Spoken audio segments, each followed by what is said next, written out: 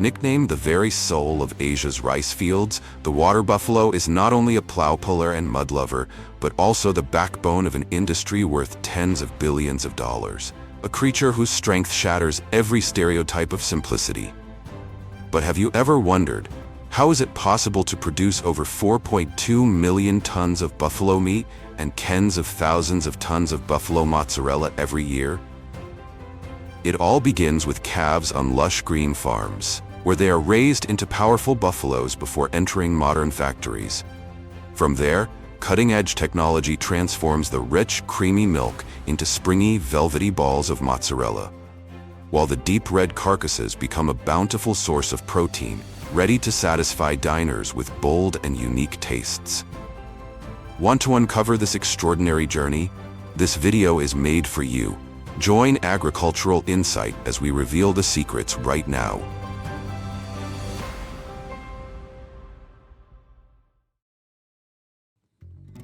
For thousands of years, the water buffalo has been regarded as the living tractor of the East. India alone raises more than 150 million head, nearly half of the world's total herd, while China and Southeast Asia also keep tens of millions, using them both as draft power and as a source of food. Leaving behind the familiar fields of America, let's set foot in Asia, home to the world's largest buffalo population. In India, when festival season arrives, the buffalo is no longer just a beast of burden, but the very soul of the community. During the fiery Kambala festival, powerful pairs of buffalo charge at full speed across muddy tracks, pulling bare-chested jockeys behind them as crowds erupt in thunderous cheers. Yet the biggest twist comes from the West. It was buffalo milk, not cow's milk, that gave birth to creamy mozzarella. In the 12th century, water buffalo were brought from India to Italy by the Normans, settling in the marshlands of Campania. From this rich milk, the first pearly white mozzarella balls were born, destined to become an icon of Italian cuisine. Today, mozzarella di bufala campana is protected by the European Union with PDO status, standing shoulder to shoulder with champagne of France and prosciutto di Parma. And yet, even now, many people still mistakenly believe mozzarella comes from cow's milk. And the surprises don't stop at mozzarella. While buffalo milk created one of Italy's culinary jewels, buffalo meat has long been unfairly labeled as tough or smelly. The truth is the exact opposite. Buffalo meat is rich in protein, packed with iron, yet lower in fat and cholesterol than beef. It is not the tender, delicate flavor designed to please the masses, but rather a bold, primal, and intense experience. A taste so robust, it leaves an unforgettable impression on anyone curious enough to try it. After the dazzling festivals and the spotlight of industry, the buffalo still begins from its most familiar place, the farmyard. And it is this very journey that holds countless surprises we are about to uncover.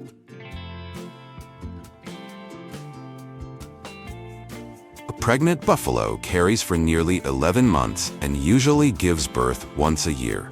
Calves are typically born in spring when the pastures are lush and the climate is mild. 6 months later, they are weaned. Female calves are placed on special diets to be raised as breeding stock, while males are reared separately for meat. Weaning not only maximizes milk for making mozzarella, but also allows close monitoring of the calves' nutrition, ensuring they grow strong and healthy from the very start.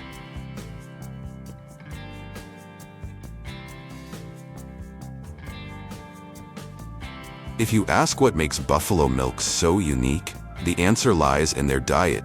After each harvest, mountains of dry straw are rolled by machines into bales weighing hundreds of kilos, tightly wrapped in plastic to preserve them for months. These bales are stacked in long rows outside the barns, serving as food reserves that sustain the herd through winter.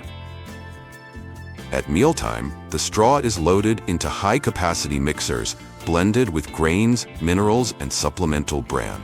This TMR mixture is evenly combined, highly nutritious, and easy to digest. An adult buffalo consumes up to 15 kilograms a day, ruminating for 6 to 8 hours, It is this balanced diet that produces milk with nearly twice the fat content of cow's milk, the very foundation of glossy, elastic, and chewy mozzarella.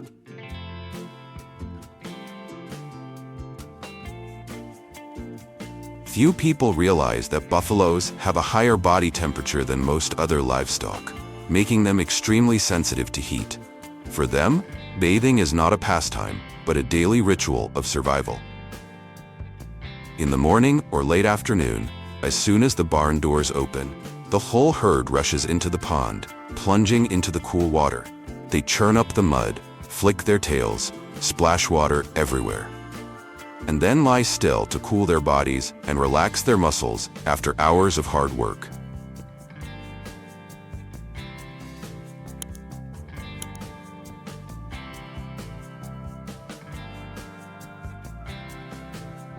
Modern farms even build bathing pools with sprinklers and filtration systems, turning these moments of wallowing into a kind of hydrotherapy spa that helps buffaloes beat heat stress, stay healthy, and produce higher milk yields. The combination of an outdoor pond spa and indoor air conditioning not only allows the herd to relax as if being pampered at a resort, but also significantly reduces the risks of miscarriage, mastitis, and declining milk yields during scorching days.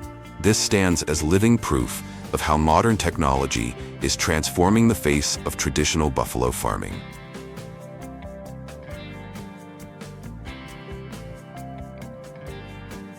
And all that care, from feeding and bathing to even massage, ultimately leads to the most important moment: milking. A female buffalo begins producing milk about 8 to 10 months after calving. Before milking, the udder is washed with warm water and carefully disinfected. A vacuum milking machine is then attached, rhythmically squeezing and releasing just like a calf suckling. The suction is precisely calibrated, strong enough to extract the milk efficiently, yet gentle enough to avoid injury. Each session, a buffalo can yield 4 to 6 liters. In large farms, dozens of animals are milked simultaneously in a rotary parlor, where the entire process runs smoothly, hygienically, and without a drop wasted. The fresh white milk then flows directly through closed stainless steel pipes into chilled storage tanks, to deliver the milk to the factory the very same day, preserving its full freshness. While the females are tied to milk production, the males also find their own role: raised for meat, ensuring that no part of this resource goes to waste. From the farm to the plant, buffaloes do not head straight into slaughter, but are first given time to rest and recover after transport.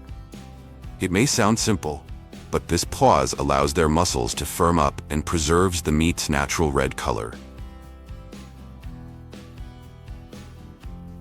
The process inside the plant begins with absolute precision, as each buffalo is handled and all blood and internal organs are removed within a closed system. The industrial saw screeches through the spine, splitting the carcass cleanly in two. Just seconds later, a chest saw tears open the ribcage, while pneumatic knives and hide pullers strip away the fat and silver skin. Then comes the most intricate stage. Skilled workers wield slender, razor-sharp boning knives, sliding along each fiber to separate bone and tendon, preserving the buffalo's hallmark lean, firm meat.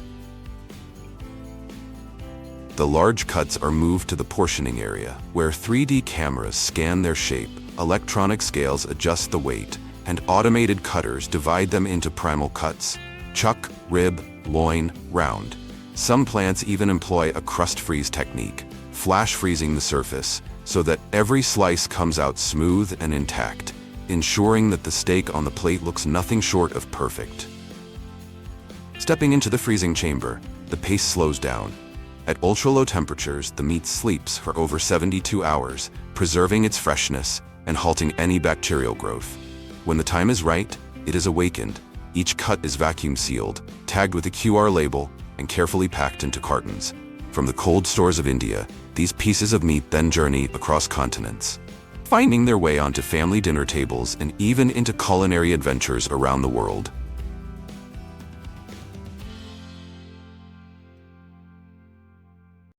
Now let's return to the cheese factory, where rich buffalo milk is transformed into the glossy, stretchy mozzarella we've all been waiting for. But upon entering the factory, that pure white milk cannot go straight into processing.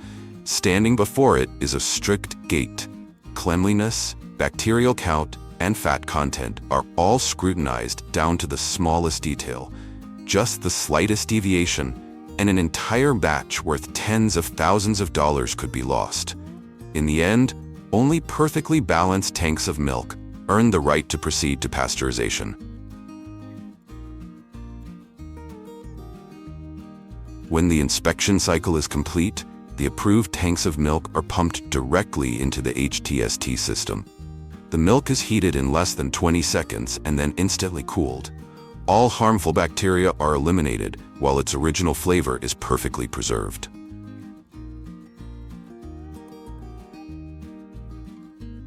The pasteurized milk is channeled into massive steel vats, where rennet and lactic cultures are added. As the proteins begin to bond, the liquid milk transforms into a soft gel known as curd. For 30 to 40 minutes, gentle automatic stirrers keep the enzymes evenly distributed. When the process is complete, the curd has fully formed, ready to be separated from the liquid whey.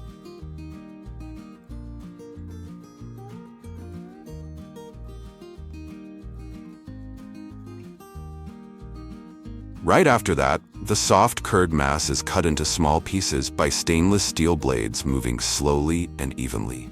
This process, known as cutting the curd, is crucial because the size of the pieces determines the final texture of the cheese. The smaller the curds, the more whey they release, resulting in a firmer, stretchier cheese.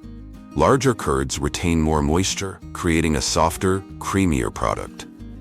As whey begins to rise to the surface, the temperature of the vat is gradually increased under careful control. The heat causes the curd grains to shrink and tighten, expelling even more whey and forming a denser structure, while also inhibiting the growth of unwanted bacteria. This is the decisive fine-tuning step, striking the perfect balance between moisture, firmness, and flavor, before the true magic of mozzarella begins.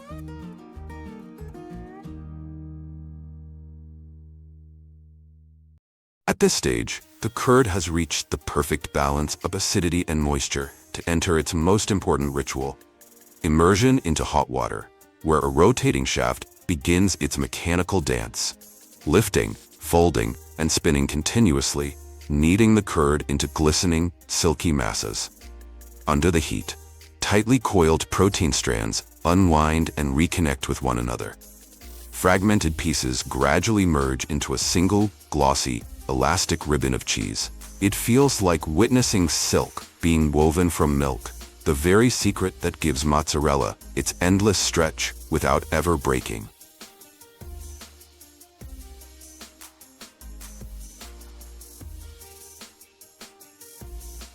After the stretching, the piping hot cheese mass is transferred to the molding machine.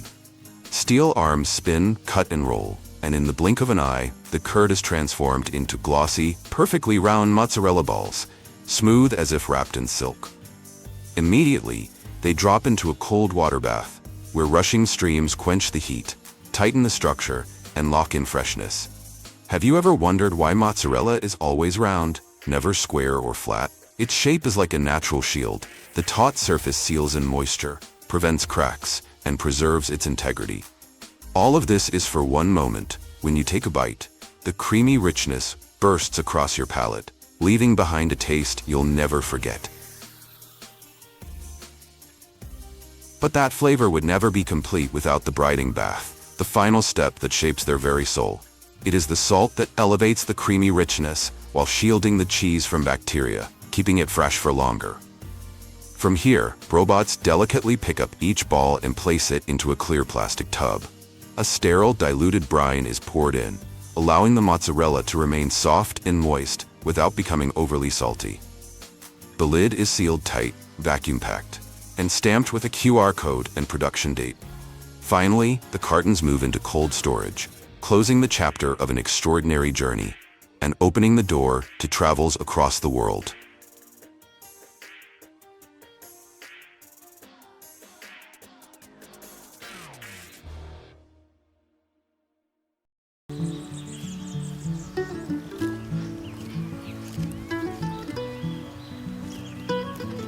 Before the 19th century, when refrigeration was still a distant dream, preserving fresh milk was nearly impossible.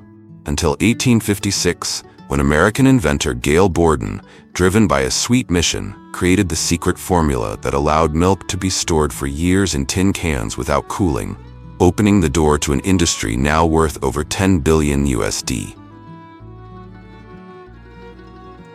Once a strategic ration in world wars, condensed milk today crowns the United States as the global leader with more than 700,000 tons produced annually by giants like Nestlé and Borden Dairy, while the Netherlands holds the title of the heart of Europe, combining large-scale production with a role as a global export hub.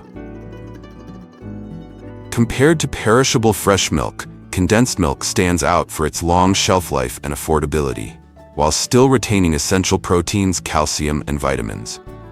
Yet, with its high sugar content, it remains both a vital energy bomb in times of scarcity and a product requiring moderation in modern diets. And like every great journey, it all begins at the source. Let us return to the very birthplace of billions of cans of condensed milk, the dairy farm, where the story starts with the harvest of pure, fresh milk.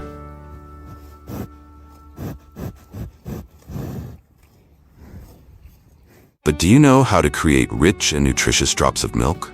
The secret lies in the cow's diet, which starts with lush green pastures, a plentiful source of nutrients that keeps the cows healthy and helps them produce high-quality milk.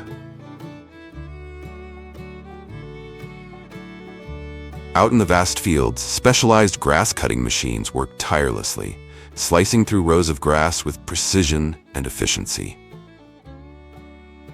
These machines can mow dozens of hectares of grass per hour, cutting it evenly and at the right height to allow for quick regrowth. After the grass is harvested and ensiled, ensuring high-quality milk begins with prioritizing the health and comfort of dairy cows, with nutrition remaining the most critical factor. Their diet is carefully formulated to balance hay, silage corn, straw, and energy-rich grains, supplemented with soybeans, minerals, and vitamins. All of these ingredients are blended in a total mixed ration machine to guarantee that every cow receives the nutrients needed for optimal milk production. On average, they consume about 3 to 4% of their body weight in dry matter daily, meaning a 600-kilogram adult cow may eat up to 20 to 25 kilograms of feed, along with 80 to 120 liters of water to support milk secretion. Once nutrition is secured, the next crucial factor in producing high-quality milk is ensuring the health and comfort of the cows. Many farms even install roller-style massage brushes. When a cow approaches, the brush automatically rotates, cleaning off dust while relaxing muscles and improving blood circulation. Some facilities go further by playing classical or soft music in the barns, creating a calm environment that reduces stress and helps boost milk yield.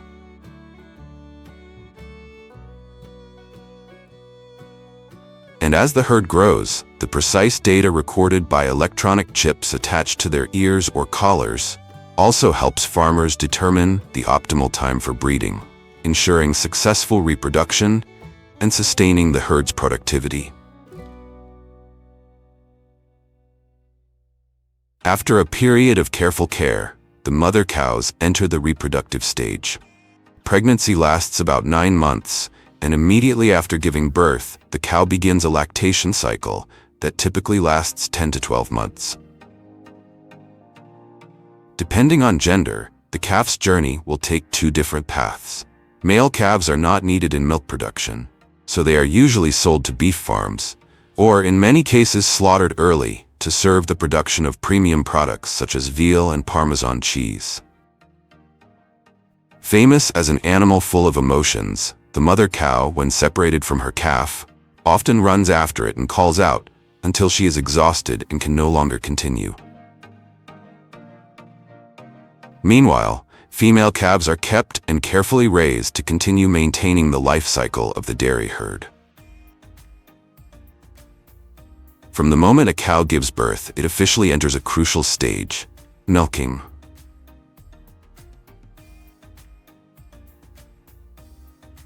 When milking time comes, the cows are guided into an automatic milking station, where the process takes place smoothly and without stress.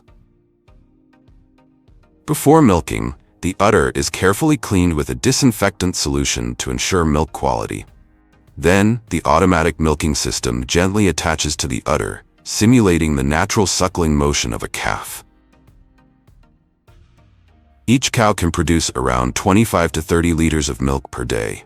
On large farms, total daily output can exceed 50,000 liters, enough to fill a small swimming pool. Immediately after being collected, fresh milk is rapidly cooled to about 2 degrees Celsius to 4 degrees Celsius to maintain freshness and prevent bacterial growth. It is then pumped into specialized refrigerated tanker trucks, designed to keep the milk at the ideal temperature throughout transportation to the factory. From there, the milk begins its transformation into the sweet, creamy condensed milk we all love. But that is a story for the next part.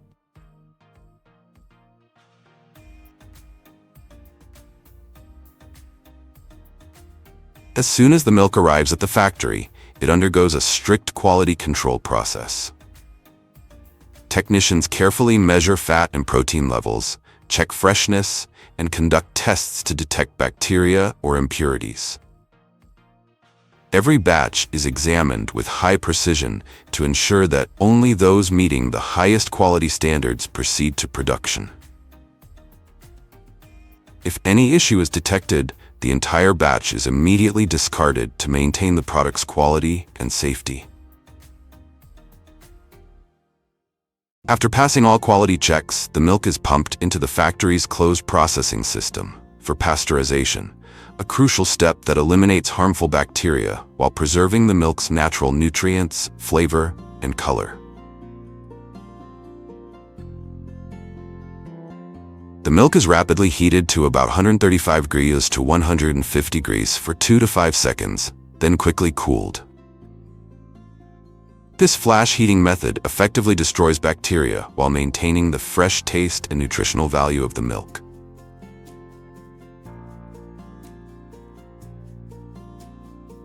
Next, the milk enters the cream separation stage, where it is pumped into high-speed centrifuges spinning at 10,000 to 20,000 revolutions per minute. The powerful centrifugal force quickly separates the cream milk fat from the skim milk. This process lasts about 2 to 5 minutes, and the fat content can be adjusted according to the desired production formula. The separated cream is then used to make butter or cream, while the standardized milk continues on to the next stage of production. After cream separation, sugar is added to the milk, and the mixture is transferred into a vacuum evaporator to remove about 60% of its water content.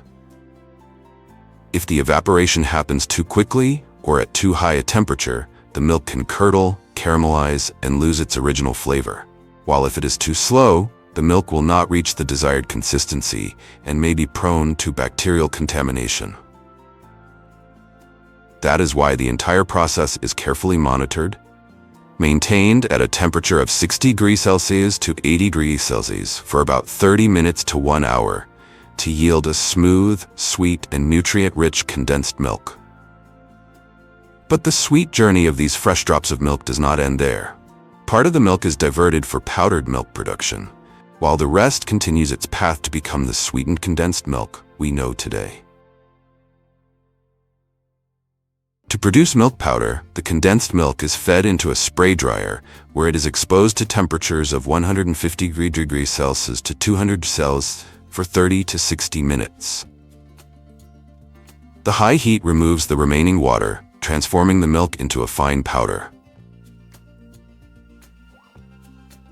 After drying, the powder is cooled for about 30 minutes to stabilize its structure and prevent clumping.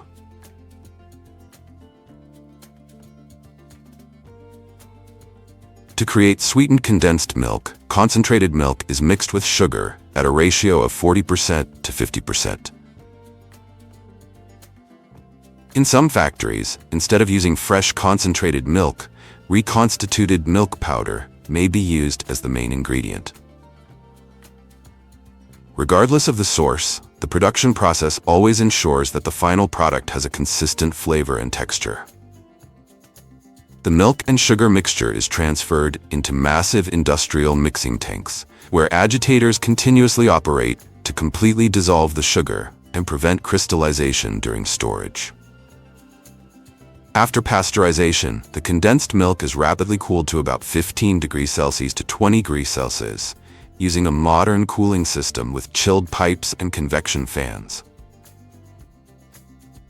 This quick cooling process helps stabilize the texture, preventing separation or crystallization during storage. Precise temperature control at this stage is the key to achieving the perfect, smooth consistency. Before reaching the final stage, condensed milk must go through a homogenizer, where it is subjected to high pressure of 150 to 250 bar, breaking down fat molecules into ultra-fine particles.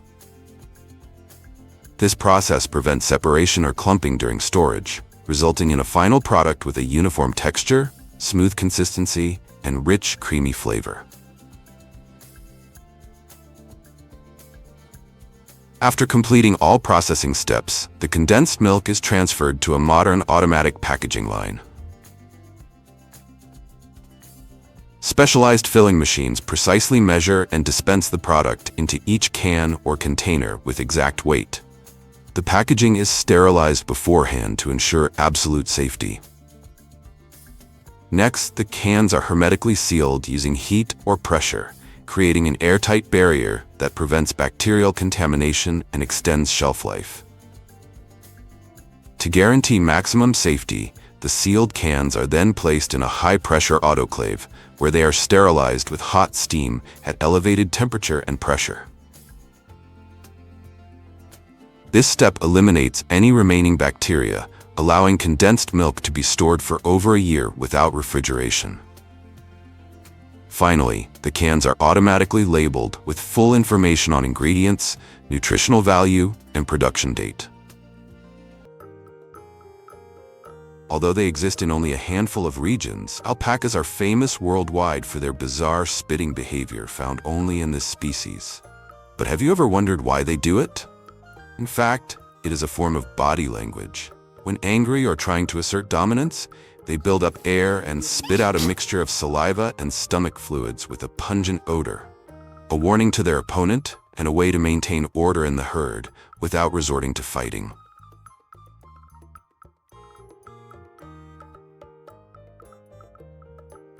Every year, the alpaca industry generates more than $300 million USD thanks to their fine, lightweight, and hypoallergenic fleece. Compared to cashmere or sheep's wool, alpaca fiber is warmer, more durable, available in up to 22 natural colors, and competitively priced, making it a favorite choice of luxury fashion houses such as Armani, Prada, and Loro Piana. And every journey has a beginning. Right now, let's return to where it all started. The alpaca farms of the Andes Highlands, where the magical journey of the alpaca truly begins.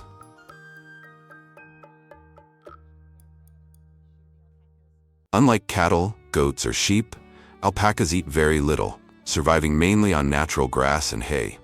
They don't require industrial feed, simply lay out clean grass, and they will calmly stroll over to graze at their own pace.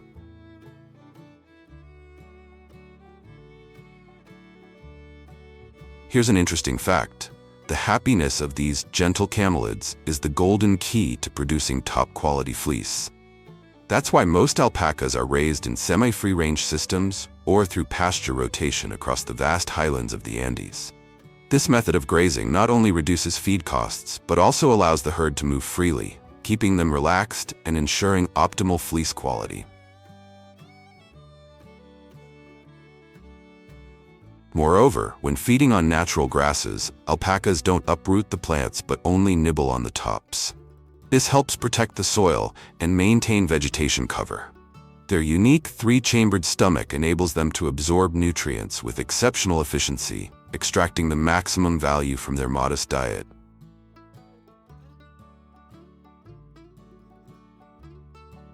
It is precisely this extraordinary ability, eating little yet staying strong, that makes alpacas an ideal choice for sustainable farming, where even a handful of grass can be transformed into some of the world's most precious fibers.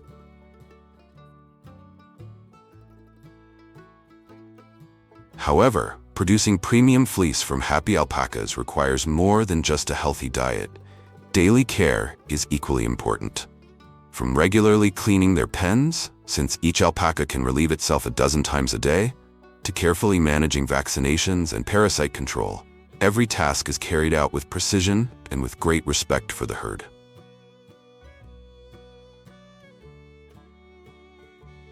Before the process begins, alpacas are brought into a quiet, clean area to minimize stress. This preparation step is especially important because alpacas are highly sensitive animals. Even a slight fright or sudden movement during shearing can cause them to panic, resist, or fall into extreme stress. For this reason, to ensure the safety of both the animals and the handlers, alpacas are usually secured gently with soft ropes or placed on their side on a cushioned mat, a far more comfortable and humane approach than suspending sheep during shearing. However, don't mistake shearing as a burden for alpacas. If left unshorn, their fleece will grow thick and heavy, restricting movement, trapping heat, and silently threatening their health. Shearing leaves alpacas feeling lighter and more comfortable, free to frolic, breathe easily, and enjoy the cool summer breeze. Each alpaca can yield between 2 to 4 kilograms of fleece per shearing season, and among this, the fleece from the very first shearing, known as baby alpaca, is the most valuable, prized for its exceptional fineness and uniquely soft texture.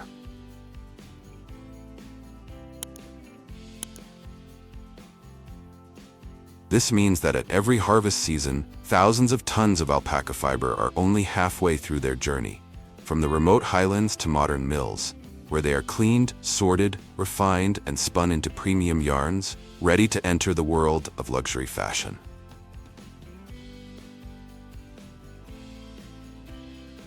After harvesting, alpaca fleece is carefully packed into large sacks and transported to artisanal processing facilities. Here, a meticulous, entirely hand-operated process begins. Workers open each sack and spread the fleece out on wide tables for inspection. With keen eyes and seasoned hands, they sort the fibers according to natural color, length, softness, and cleanliness. This is no simple task. A single facility may receive hundreds of kilograms of fleece each day, and every tuft must be assessed individually with great care.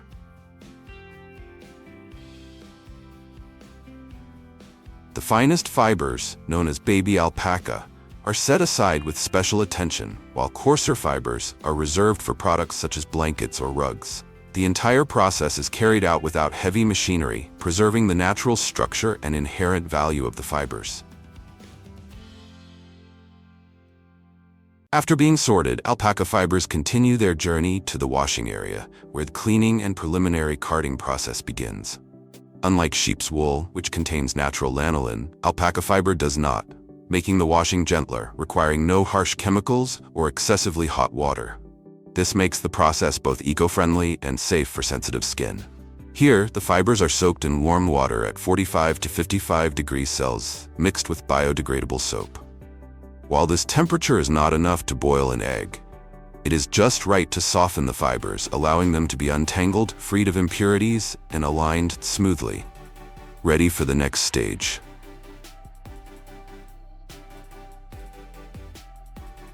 After being thoroughly washed and combed, alpaca fibers are moved to the drying area. Here they are placed into specialized dryers, operating at a controlled temperature of around 60 degrees Celsius, the ideal level to remove moisture while preserving the softness and natural structure of the fibers. The drying process is gentle and even, ensuring that each strand maintains its elasticity and original quality.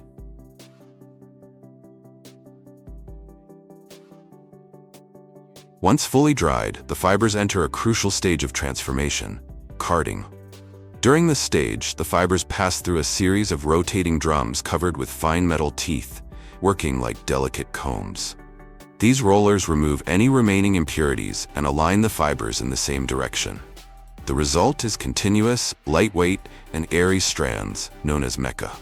Depending on the machinery and fiber fineness, each carding machine can process between 15 and 30 kilograms of alpaca fleece per hour.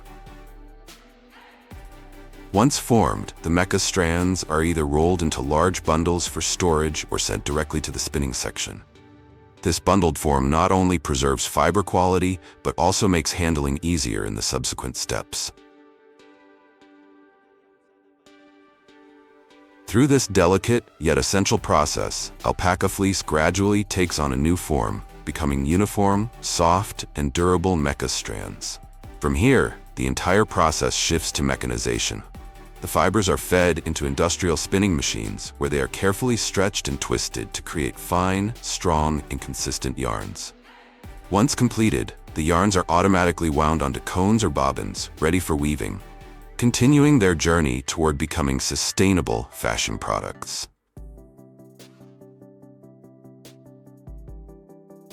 After being carefully treated, alpaca fibers enter the dyeing stage at a gentle 35 to 40 degrees Celsius, using eco-friendly biological dyes that allow the colors to penetrate fully while keeping the fibers naturally soft.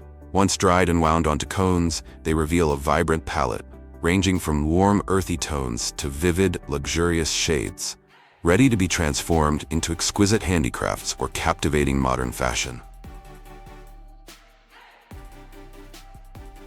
In some factories, alpaca fibers are dyed while still in their raw form, a distinctive approach that brings notable efficiency. Instead of going straight into spinning, the fibers, once cleaned and prepared, are immersed in large dye baths at a gentle 35 to 40 degrees Celsius, using eco-friendly, biodegradable dyes. Afterward, they are carefully dried at moderate temperatures to remove all moisture while preserving their elasticity and natural structure. Once dry, the vibrantly colored fibers move on to the spinning stage, where they are stretched and twisted into fine, strong, and uniform yarns. These yarns are then wound onto cones or bobbins, ready for weaving, knitting, or embroidery.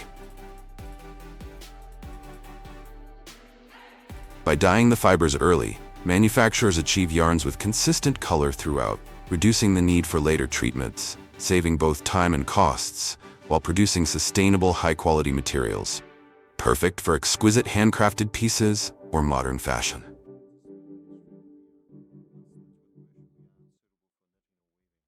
After the dyeing and drying process is complete, alpaca yarn, now soft, durable, and rich in color, is ready for weaving.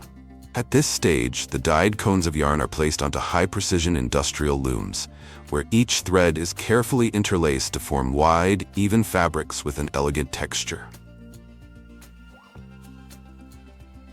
Thanks to advanced automated technology, these looms can produce meters of fabric at impressive speeds while maintaining exceptional quality. The precise alignment of threads ensures a smooth surface free of knots or flaws, ideal for crafting premium fashion pieces.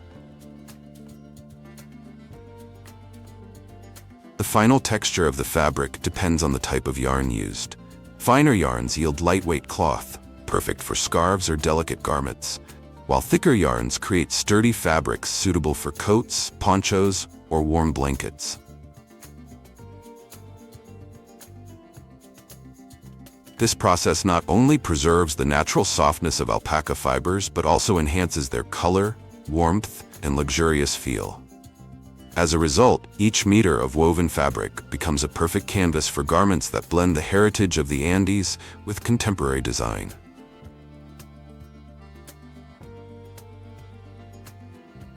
Now, let's return to the tranquil farms where the journey of the curly-haired Mangalitsa begins.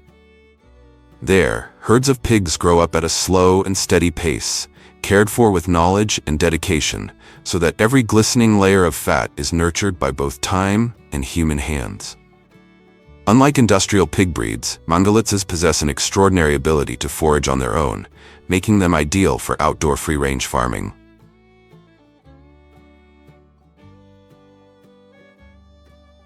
Although some confined farming operations still exist, most breeders prioritize allowing the pigs to roam freely within fenced pastures, where the environment is more natural and less stressful.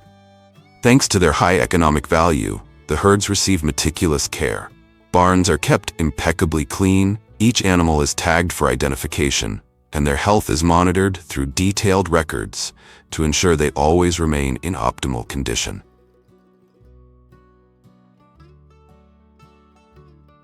On intensive farming operations, the diet of Mongolitsa pigs is strictly controlled to ensure their meat consistently reaches top-tier quality.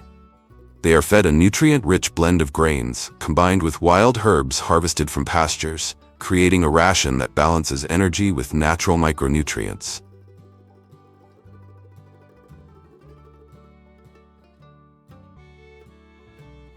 By the 6th week after birth, when the Mongolitsa piglets are strong enough to be weaned, an important process begins on the farm: selection and classification. Each individual is carefully evaluated based on the thickness of its subcutaneous fat layer, motor reflexes, and ability to assimilate feed. Those with strong bone structure, steady growth rates, and exceptional feed conversion efficiency are kept to enter a premium fattening cycle, becoming elite members of the selectively bred Mongolitsa group.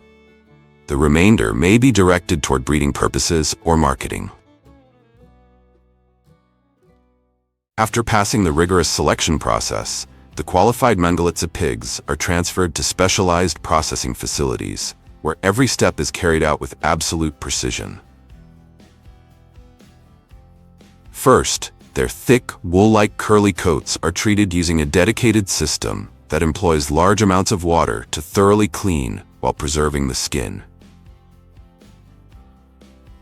Next, the hair is removed using high-pressure technology, followed by a special heat chamber to handle any remaining fine hairs. Finally, the meat is cut and stored in deep cold storage, ready for the subsequent processing stages while preserving the distinctive flavor of Mongolitsa.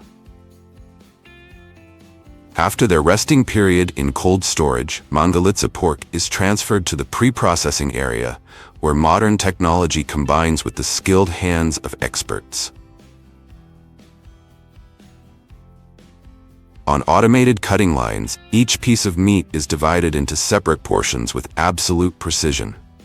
The pork legs are then brought to the manual cutting station, where artisans meticulously trim away excess fat and skin, maintaining the perfect proportions. Every step is carried out slowly to allow the salt to penetrate evenly while preserving the traditional shape.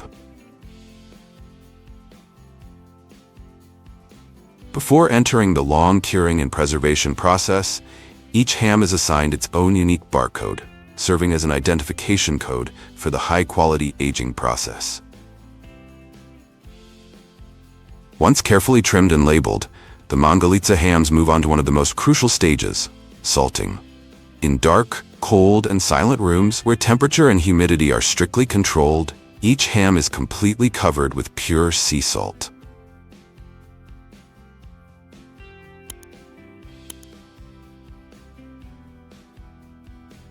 They rest quietly, as if slipping into a deep sleep, while the salt slowly penetrates every fiber of the meat, removing moisture and shaping its unique, unmistakable flavor. On average, each Mongolitsa yields 2 hams weighing 8 to 12 kilograms, with the salting period lasting from 1 to 2 weeks, depending on size. This is not only a preservation step, but also the moment when flavor is born, marking the beginning of the transformation of pork into a true delicacy.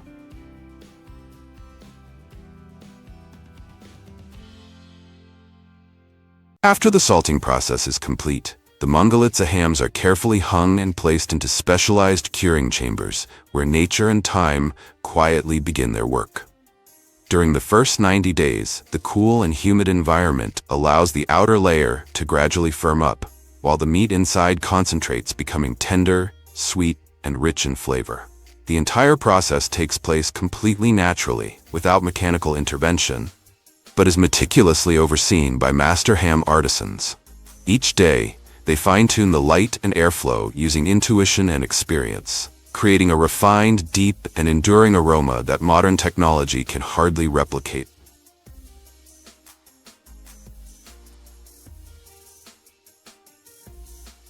Afterward, each Mangalitsa ham is coated with a thin layer of fat, usually taken from the same pig, to protect the meat's surface from drying out too quickly, and to shield it from light and air exposure. Once fully covered with fat, the hams are moved into dedicated aging cellars, where temperature, humidity, and airflow are strictly controlled. Over the course of 24 to 36 months, natural enzymes slowly break down proteins and fats, concentrating the flavor while making the meat tender and richly aromatic. During this process, the ham loses 30 to 40% of its weight, but gains significantly in value.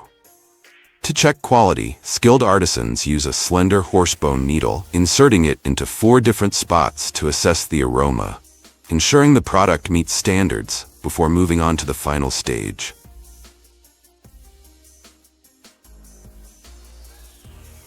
When the meat reaches its optimal maturity, it is brought into the light to begin the final stage, finishing and packaging. Skilled artisans use sharp knives to remove the bones, separating each joint with precision to preserve the structure of the meat. The ham is then halved, with excess fat and muscle, carefully trimmed to enhance its appearance and make it easier to consume. Finally, the ham is vacuum-packed with care, ready to reach even the most discerning consumers.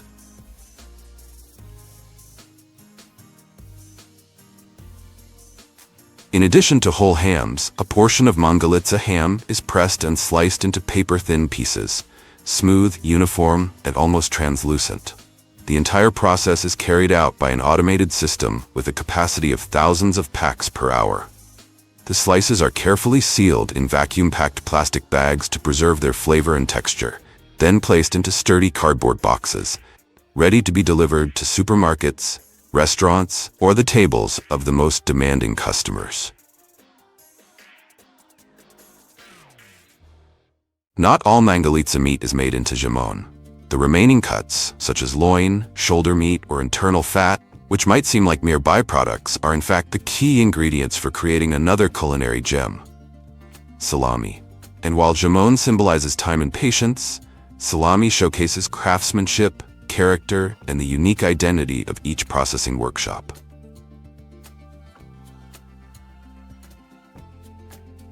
Mangalitsa lean meat is hand-cut into small pieces and then placed into a slow-speed grinder, not to pulverize it, but to create even strands, preserving its natural texture and flavor. The ivory white fat, rich in unsaturated fatty acids, is cut into cubes so that when finished, each slice of salami resembles an intricate mosaic, with meat and fat perfectly interwoven.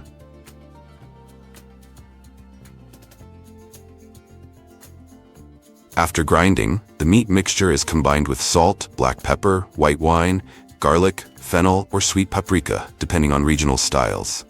Each facility has its own secret recipe. Some add paprika, others let the meat rest.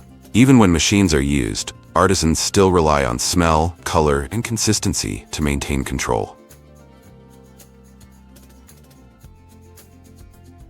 The cleaned small intestines are thoroughly rinsed, softened in a mild salt brine, and then attached to a hydraulic stuffing machine. The meat mixture is evenly pumped into the casings, forming individual salami links with precisely calculated size and density, not too tight to avoid splitting the casing, and not too loose to prevent air pockets from forming during curing. Each salami is then hand-tied with string, a traditional practice preserved like a ritual, before being hung on wooden racks, ready to begin its fermentation journey.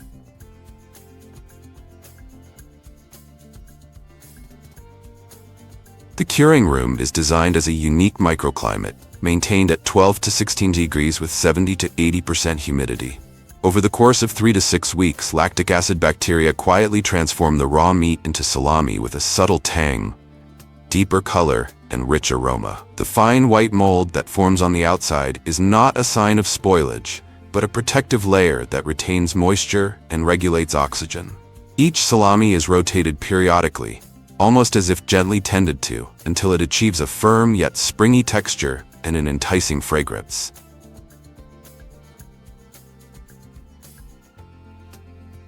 When the salami reaches its ideal maturity, It is taken down, and the white mold on the surface is wiped clean. Some are sliced into thin rounds and vacuum-packed. Others are kept whole, wrapped in wax paper or delicate silk, like a gift. Each slice of salami, with its interwoven reddish-brown meat, ivory fat, and deep spicy aroma, is a small cut that tells an entire story.